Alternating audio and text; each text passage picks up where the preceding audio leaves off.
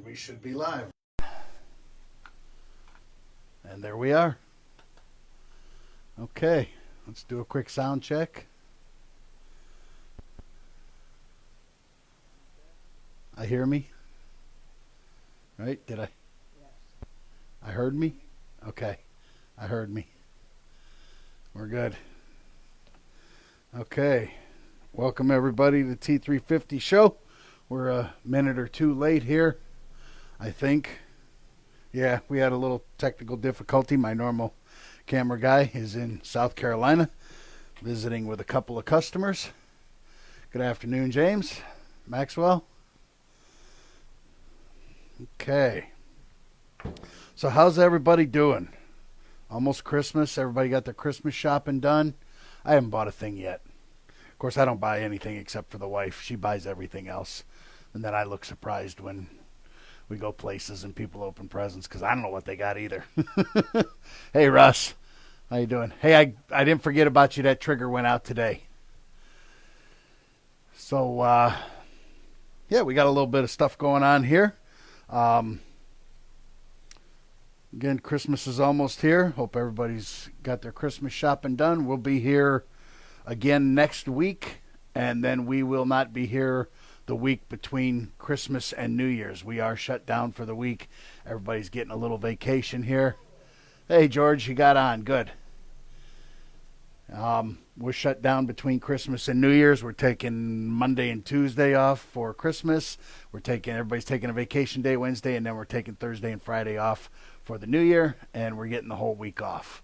So in between doing some Christmas stuff, family stuff here and there, I'll probably be spending a little time in the blind, looking to fill that last deer tag with the bow and arrow, and then the week after we got muzzleloader season. And if I get one, and oh yeah, glad sorry about that, Russ. I didn't know that was a Christmas present. I'll be quiet now. I'll get out there with muzzleloader and get out there with the archery. We got bonus weekend this season. I'm going to go out, but I don't know if I'm really interested in looking or shooting anything this weekend. We'll see. I got a buck already, so I can't shoot another buck. It's only does for me right now, so maybe I get one, maybe I don't. Maybe I'll donate it to the local shelter or something. I certainly don't need the meat. I've already gotten 3 this year. So, but I just like getting out and hunting and seeing deer and wishing what was. I got a buck in archery season at the beginning of November, and then I was over at my buddy's place on Wednesday of gun season, and sure enough, a real nice 8-point come out right in front of me about 60 yards, stood there broadside, and I couldn't do it. I can't shoot another buck, so all I could do was look at him. So, but he was a lot nicer than the buck that I shot, so I was wishing I had my buck tag back. But so hey, yeah, we're here this weekend. We're gonna talk about AR buffers. This little contraption right here. Okay, what it is, what it does, how it works, why it works, and what is the difference in the different types and weights and what all that good stuff means to you and your gun. So, a lot of guys, they're building an AR and they put this part in and they don't really realize what all this thing really does. So this is the buffer, and I'll show you where it goes.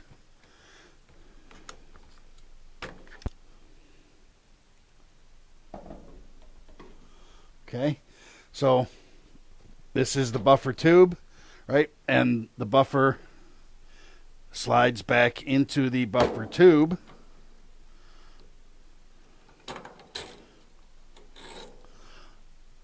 On the buffer spring, right? And what this does is it buffers the system, right? When you shoot, the bolt carrier group slides back into the buffer tube. The spring and the buffer act as a dampener, if you will, to mitigate recoil, and it also, when the spring compresses completely and the spring compression is greater than the velocity of the bolt carrier group, the spring rebounds, sends the bolt carrier group forward, and loads the next round. That's how a semi-automatic rifle works. So that's how that goes in there. Okay, so they're designed to absorb energy and manage the velocity of the bolt carrier group as it cycles back into the buffer tube. Provides a flat face for the bolt carrier group to move back into the upper receiver as it cycles and loads the next round. And it's designed to manage and attempt to reduce the recoil the shooter feels in his shoulder. So how does it do that? There are, okay, if you can hear, right, I don't know if you can hear that on there, but there are weights and rubber spacers inside of here. And I'm going to take this apart and I'm going to show you what's inside of here.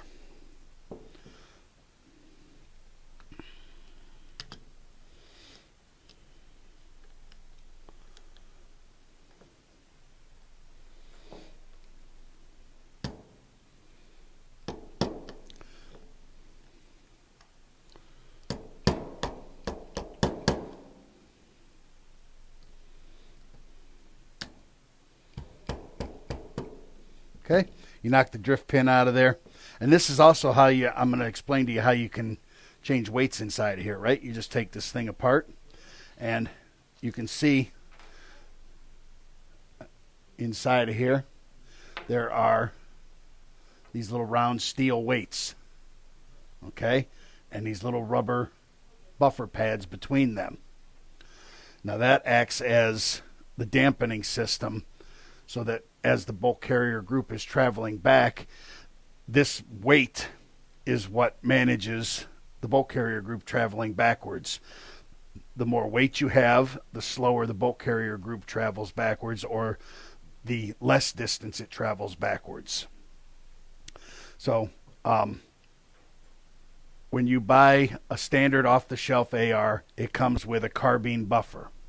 Okay, and a carbine buffer weighs about 3 ounces. And it's going to have these rubber pads and 3 steel weights in it.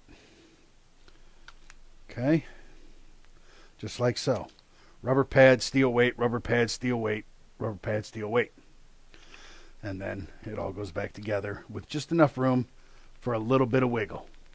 Okay, so every off-the-shelf AR comes with, just about every off-the-shelf AR, I should say, comes with this carbine. Something just happened to my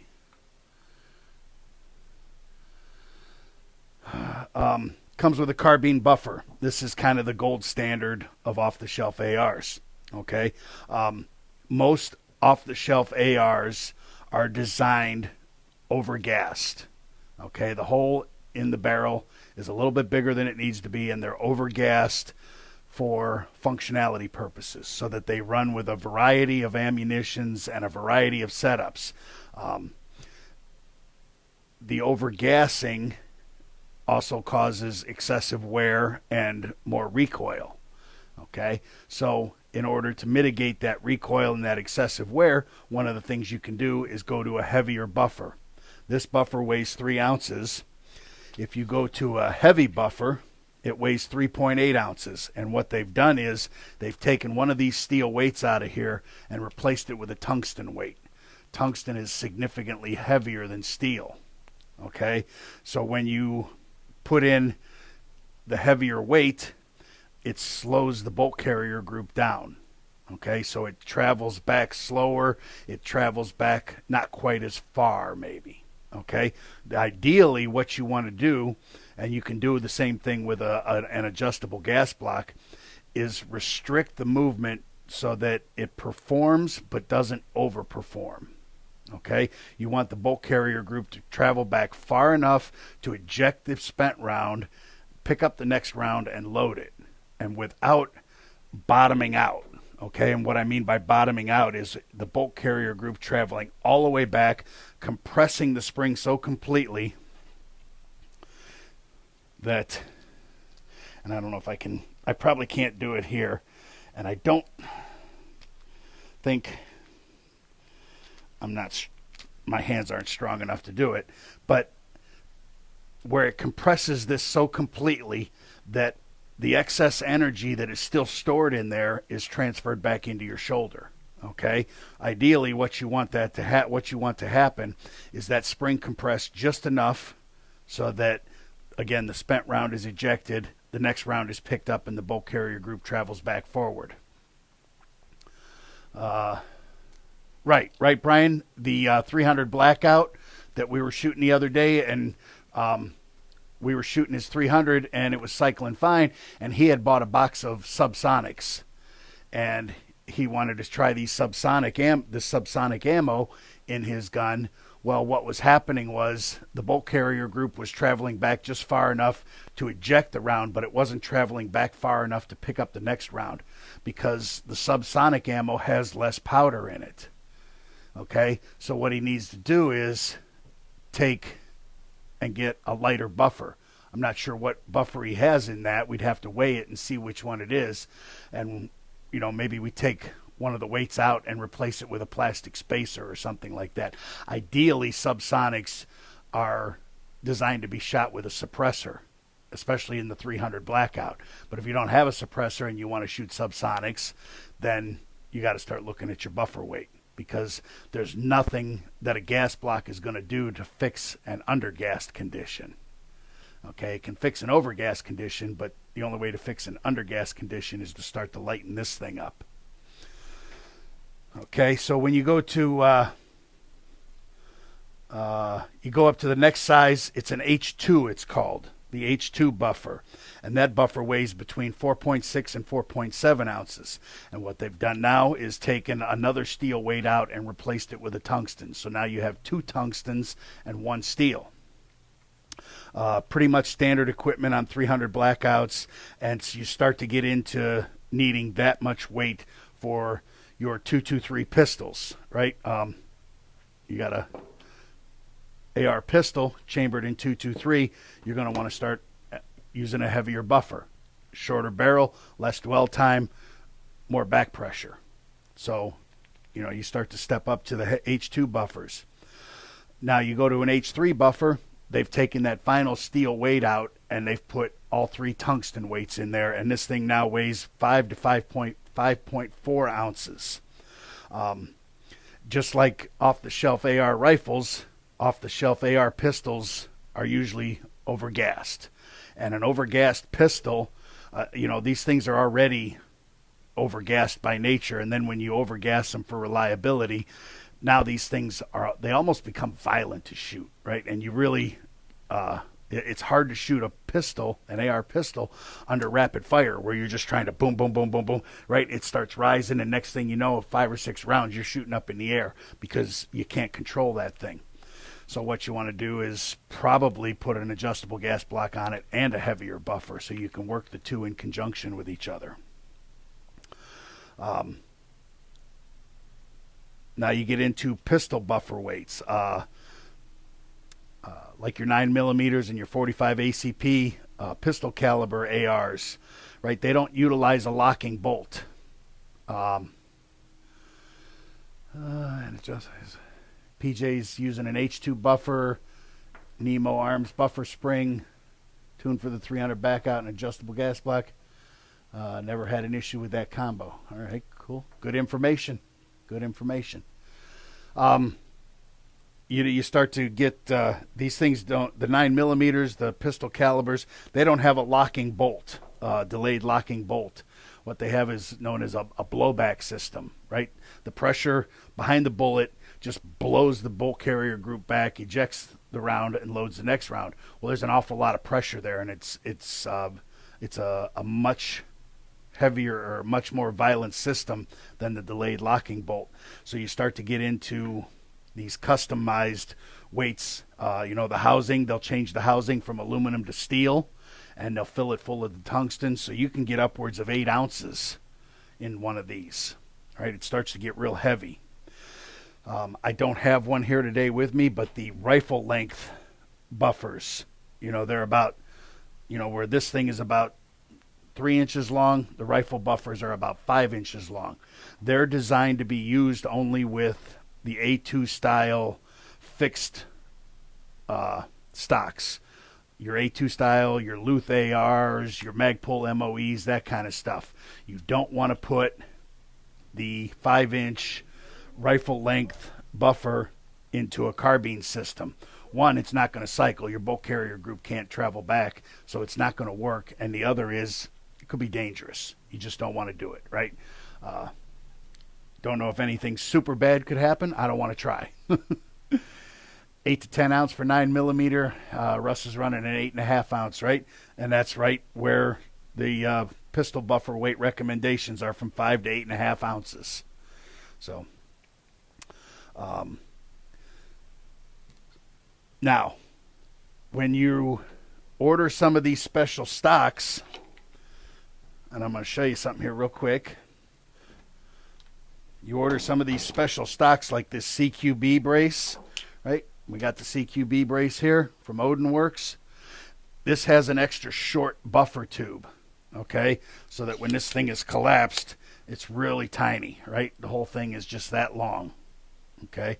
Your standard buffer tube is, you can see, of a couple inches longer, okay? So what you end up with in some of these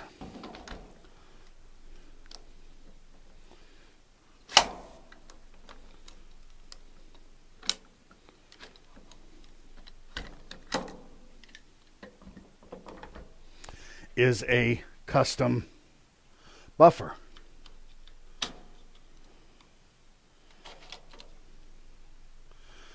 Okay, so they've shortened the buffer up to accommodate the shorter buffer tube.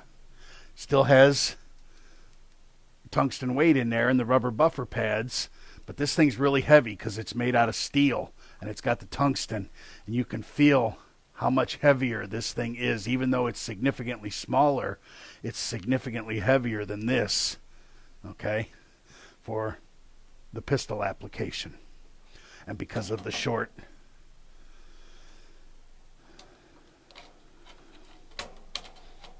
and there's that, okay. So when you're buying a specialty stock like this and it comes as a kit, you want to use the components that they give you with that, okay? These things are built to each other, designed to each other, and they're designed to run with each other.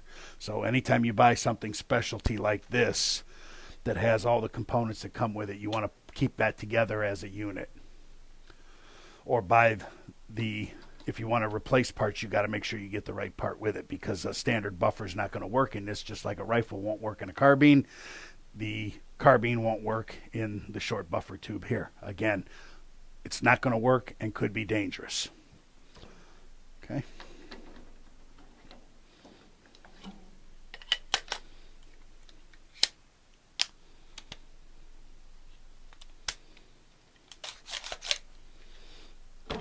Okay. So, see what other notes I got here. Oh, how to change, right? I showed you how to take that apart. So, you know, an H3 buffer can run you about $40, $45 for a good one. You can buy the tungsten weights themselves for a 3-pack for about $20. So if you want to play around with customizing your weights, you can buy the 3-pack of tungstens, have your standard carbine, knock the roll pin out, take it apart and start, you know, and then you can do your own experimentation with, say, an adjustable gas block and the different buffer weights and see what works best for your system. Save you a little money that way. And they're super easy to take apart, super easy to put back together. When you're all done, you just line everything up and the whole thing is back together again. Right? Super easy to take apart, super easy to put back together, and you can do all kinds of experimentation. Yeah, you know, an adjustable gas block is probably the first place I would go to if I'm having a cycling issue, overgassing issue, that kind of thing. And then I'll play with the buffer if I need to play with the buffer from there.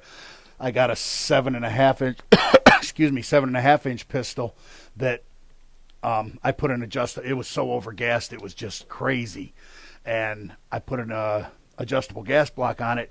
closed it all the way, opened it about an eighth of a turn, and it still cycled. I mean, that thing, I couldn't believe that it's cycled almost completely closed like that. So the thing is so overgassed that not only did I put an adjustable gas block on it, I need to play with the buffer to really calm that thing down. It's much better than it was, but it's still a pretty violent little gun.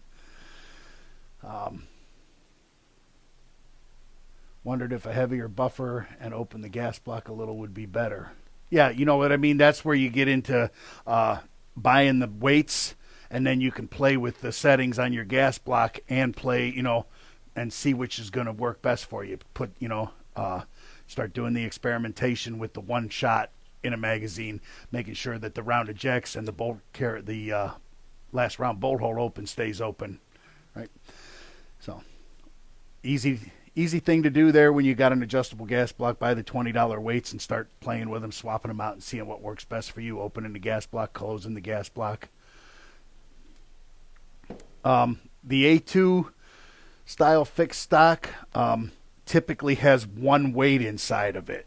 So experimenting with those, if I'm not mistaken, right? Yeah. The rifle, no, I'm sorry, I'm wrong. The rifle length buffer typically contains 5 steel weights and one tungsten spacer, or one steel spacer. So you can make the A2 buffer heavier.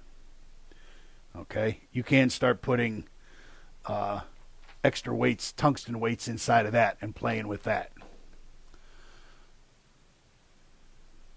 Yeah, that's my next step is to, if my gas block is essentially closed, I literally open it an eighth of a turn and the gun still cycles. So I got to play with the buffer on that one. So that's buffer AR, buffers and buffer weights, a rough explanation of them, how they work and what they do. You don't ever want to stick something in there that's going to restrict that movement, right? You need that little bit of movement that you hear in there, because that's what absorbs the energy. Once this thing becomes solid, all it does is transfer energy. It doesn't absorb it. Okay? Those rubber pads and that in there are designed to absorb that energy. So, like I said, you can buy the different buffers. They range up in prices as they get heavier. Tungsten's a pretty expensive metal, so as they put more tungsten into it, obviously the price goes up. Standard buffer's $20, next 25, 30, 35, 40, so on up the line. But you can buy the 3 tungsten weights for, like I said, about $20. So $20, and you can start playing around. Okay. All right, good, yeah. Experiment and let us know how it works out for you, James. We'd be interested to hear what you learn from the experimentation. So we had talked about, let me put this gun back together so I don't lose parts and they don't fall off the table and damage anything. This is my 6.5 Grendel.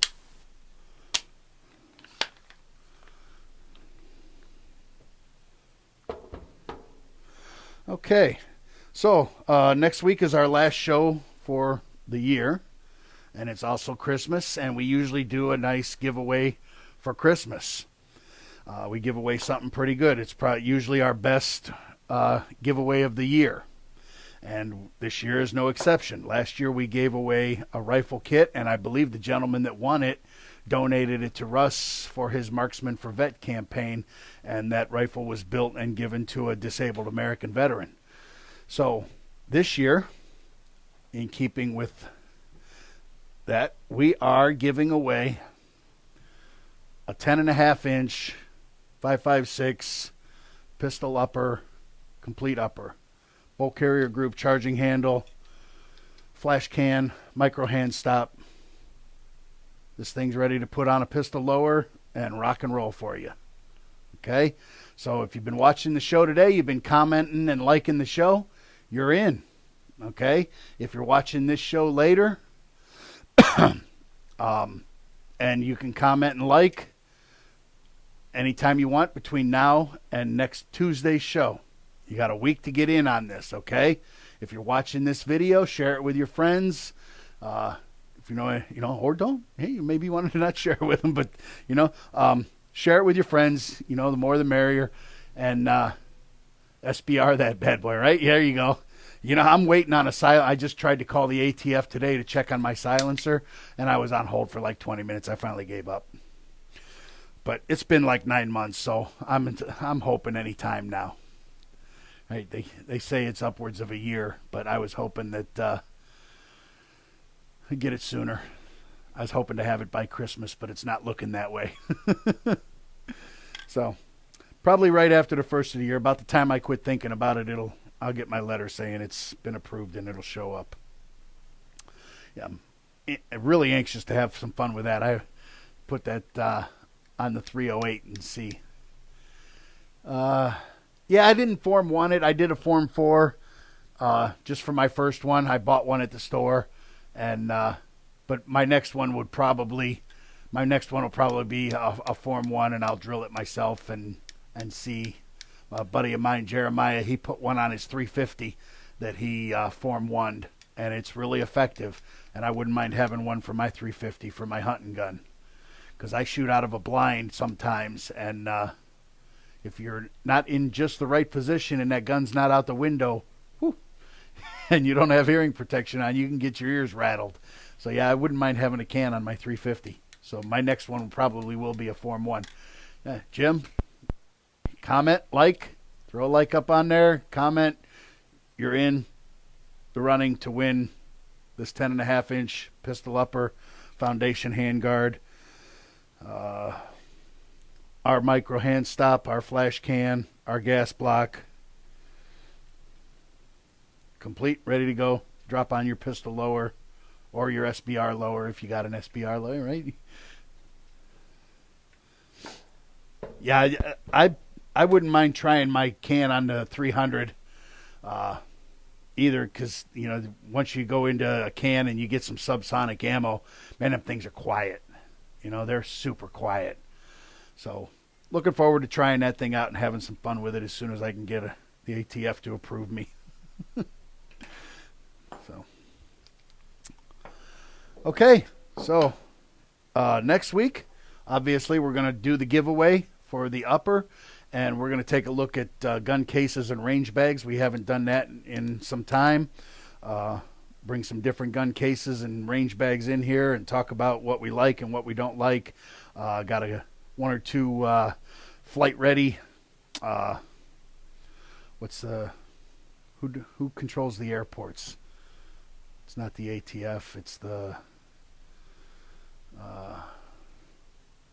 transportation and something, whatever. Anyway, the people that in the uniforms at the airports, I forget what there's so many alphabet boys out there. I can't think of who the people are. TSA, that's it. TSA. It's TSA approved gun cases. There's so many alphabet boys, alphabet people out there. I can't keep them. FBI, CIA, NSA. They're all craziness. We're going to take a look, like I said, at some of those gun cases and flight-ready gun cases and range bags. And we're going to do that giveaway next week, and someone's going to win that 10.5-inch pistol upper. So appreciate you guys joining me this week, talking about buffers, buffer systems, and what all that means to you as the shooter. And I think that's all for this week. Don't forget, like, comment, tell your buddies to watch the video, or keep it for yourself, right? No, we want you to share and grow our audience. We appreciate all you guys that champion for us and cheerlead for us. We really appreciate it. Hop on there and put your give you a reason to build another gun, right? Like, we need a reason. Hop on BYOAR, and there's a place on there to put your email address in. You can get a free sticker pack. We'll send you, we got 8 different stickers now. We'll send you a free sticker pack, and you'll start to get some weekly communications from us. Some of the stuff we can't talk about here. We're not allowed to tell you certain things on Facebook. We're not allowed to use the S word. And, it's not the S word you're thinking of. I can't tell you what. I just can't right? I got to be careful what I say or they'll take my videos down. So if you sign up and get the free sticker pack, you're going to start to get emails that have exclusive content that about things we can't talk about here in and on Facebook, or we'll get zucked. We've had a few videos taken down because I inadvertently said the S word and mentioned where you could do that. So I can't do that. Yeah. All right. So join me next week for gun cases and range bags, and y'all have a good week. Get ready for Christmas. And remember, you don't have to be an expert to build your own AR, to upgrade it, or maintain it. We're here to help you do that. We'll see you guys next week.